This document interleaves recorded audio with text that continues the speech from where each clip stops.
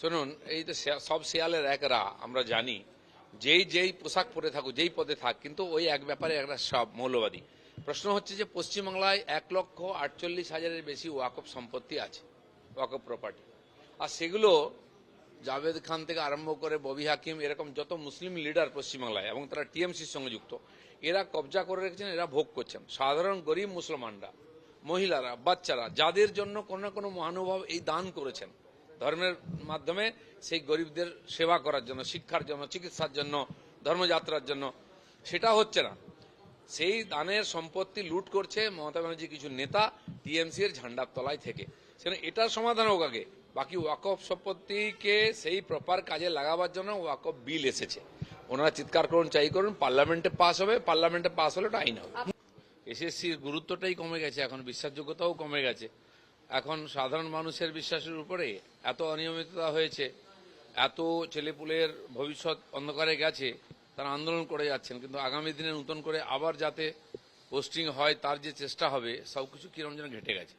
এখন যেহেতু মামলা আদালতে আছে, আদালত ঠিক করবেন কি হওয়া উচিত না হওয়া। প্রধান বিচারপতি যখন বলছেন আদেও কি এটা বাঁচা সম্ভব, এসএসসির পক্ষ থেকে বারবার বলা হচ্ছে হ্যাঁ বাঁচা সম্ভব। না, যদি সম্ভব, এটা আজ নয়, বছর গড়িয়ে যাচ্ছে, কেন হচ্ছে না? কিছু তো নমুনা করে দেখান যে এইভাবে আমরা করব, কোনো রাস্তাই নাই তো, পুরো ব্যাপারটাই ঝুলে গেছে। আম্বেদকর ইস্যুতে যেভাবে গতকাল অমিত শাহজি বলার পরেও তৃণমূল বা অন্যান্য কংগ্রেস, অন্যান্য বিরোধী দল, তারা মাঠে নামছেন, রেলে নেমে বিক্ষোভ করছেন।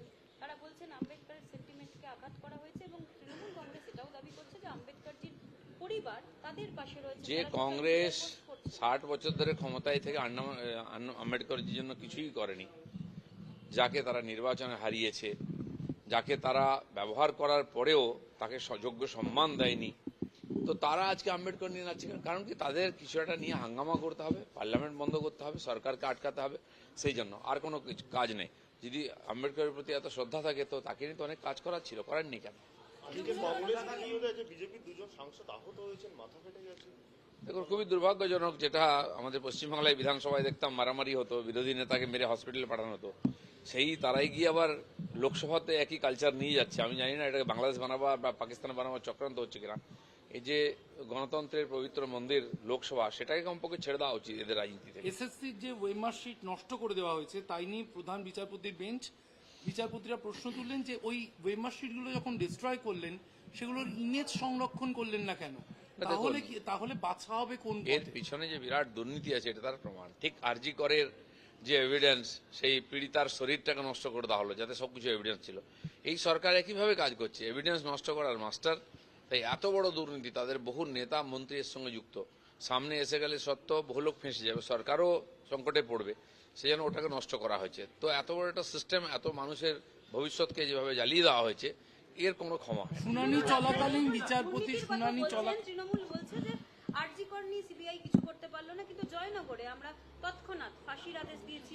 পুলিশ প্রায় 48,000 এরকম কেস হয়েছে, সোমোটো হয়েছে, হয়েছে পক্সো কেস হয়েছে, তার মধ্যে দুটোতে জাজমেন্ট এসছে। তার মানে কত পার্সেন্ট হলো জাজমেন্ট পশ্চিমবঙ্গ সরকারের যে তার প্রশাসনের যে এফিসিয়েন্সি, সেটাতে প্রমাণ হয়ে যায় যে 45-48,000 কমপ্লেন হওয়ার পর দুটো শাস্তি পেয়েছে।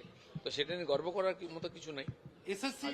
এসএসসির এই আধিকারিকদের শুনানি চলাকালীন প্রধান বিচারপতির বেঞ্চ থেকে তাদের সতর্ক করে বলা হলো আপনাদের আধিকারিকরা সমস্যায় পড়তে চলেছেন, দাল মে কুছ কালা হ্যায়, আব তো সব কুছই কালা হ্যায়, মন্তব্য প্রধান বিচারপতি। ঠিকই, আধিকারিক বলে কিছু নাই। যেমন সন্দীপ ঘোষ বা সিপি বা এরকম কয়েকজন সামনে ছিলেন আরজি করেতে, তারা সরকারের হয়ে কাজ করছেন। এখানেও যে আধিকারিকরা এই কাজগুলো করেছেন তারা নিজের ইচ্ছায় করেননি, এর পেছনে লম্বা হাত আছে, সরকারের লোক আছে, তারা আজকে সামনে আছেন, তাদেরকে ফেস করতে হচ্ছে কোর্টকে প্রতিনিধি হিসাবে, কিন্তু যারা তাদের পরিচালন করেছেন সেখানে হাত পৌঁছানোর দরকার আছে। বাংলায় আপনারা যেভাবে রাজনীতি করেন, সন্ত্রাসের অভিযোগ করেছেন, আপনাদের কর্মসূচিতে বাধা দেওয়া হয়, হাইকোর্টে যেতে হয়, কোথাও করতে দেওয়া হয় না।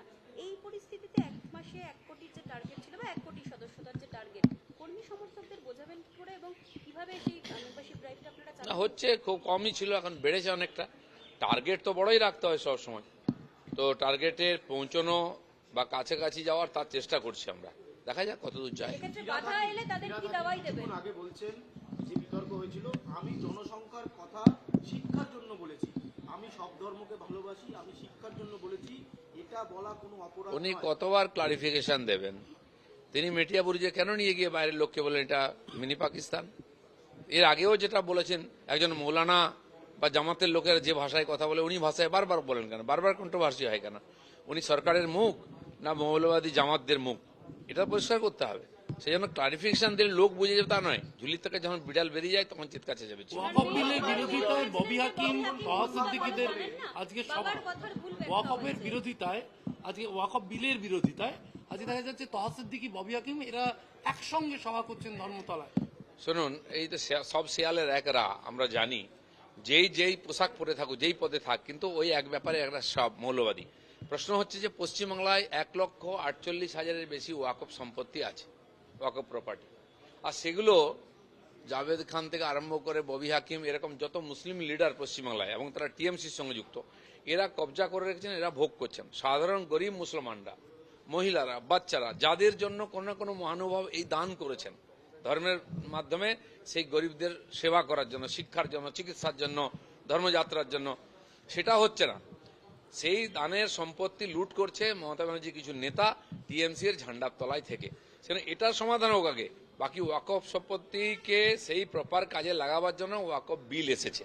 ওনারা চিৎকার করুন, চাই করুন, পার্লামেন্টে পাস হবে, পার্লামেন্টে পাস হলে ওটা আইন হবে। মুর্শিদাবাদে জঙ্গি সদস্যতা ক্যাম্প করছিলেন বলে এরকম বহু জায়গা থেকে দেখা যাচ্ছে যে তাদের বাড়িতে হামলা, কাউকে আটকে রাখা, এই ধরনের ঘটনা ঘটছে। এক্ষেত্রে আপনাদের পশ্চিমবাংলায় যে কোনো রাজনৈতিক কর্মসূচি আমরা নিই না কেন, সব জায়গায় বাধা আসে, এটা জেনেই আমরা করছি। আর এর জন্য কোনো না কোনো সময় আমাদের প্রোগ্রাম কার্যসূচিও বাধাপ্রাপ্ত হয়। অনেক জায়গায় ধমকানো হচ্ছে, যখন আমরা বাজারে বসছি, র্যালি করছি বা ক্যাম্প করছি। আমি 100 জায়গায় বেশি গেছি, ক্যাম্প করেছি মেম্বারশিপের জন্য, এখনো করছি। সেখানে ধমকানো হচ্ছে, যদি তুমি মেম্বার হও বিজেপি তাহলে লক্ষ্মী ভান্ডার বন্ধ হয়ে যাবে, তোমার বাড়ির টাকা বন্ধ হয়ে যাবে। ভয় দেখায়। লোকেরাও জিজ্ঞেস করছে আমাদেরকে, আমি যদি মেম্বার হই তাহলে আমি বাড়ি পাবো না। বাড়িতে এমনিতেই পাচ্ছে না, কোথায় পাচ্ছে এত টাকা এসে? তো এইভাবে বিভিন্নভাবে থ্রেট করে যাতে আমাদের এই সফল না হয় অভিযানটা, চেষ্টা হচ্ছে। মুর্শিদাবাদে জামাত কর্মীরা এই পরিস্থিতির মধ্যে কাজ করে বিজেপিকে প্রথম প্রধান বিরোধী দল এত বড় পার্টি করেছে, আগামী দিনেও তাই করবে। এই বাধা নিয়েই আমরা এগোবো। ধন্যবাদ। শুনুন, এই তো সব শেয়ালের একরা আমরা জানি, যেই পোশাক পরে থাকুক, যেই পদে থাক, কিন্তু ওই এক ব্যাপারে একটা সব মৌলবাদী। প্রশ্ন হচ্ছে যে পশ্চিমবাংলায় 1,48,000-এর বেশি ওয়াকফ সম্পত্তি আছে, ওয়াকফ প্রপার্টি। আর সেগুলো জাভেদ খান থেকে আরম্ভ করে ববি হাকিম, এরকম যত মুসলিম লিডার পশ্চিমবাংলায় এবং তারা টিএমসির সঙ্গে যুক্ত, এরা কবজা করে রেখেছেন, এরা ভোগ করছেন। সাধারণ গরিব মুসলমানরা, মহিলারা, বাচ্চারা, যাদের জন্য কোনো না কোনো মহানুভব এই দান করেছেন ধর্মের মাধ্যমে, সেই গরিবদের সেবা করার জন্য, শিক্ষার জন্য, চিকিৎসার জন্য, ধর্মযাত্রার জন্য, সেটা হচ্ছে না। সেই দানের সম্পত্তি লুট করছে মমতা ব্যানার্জি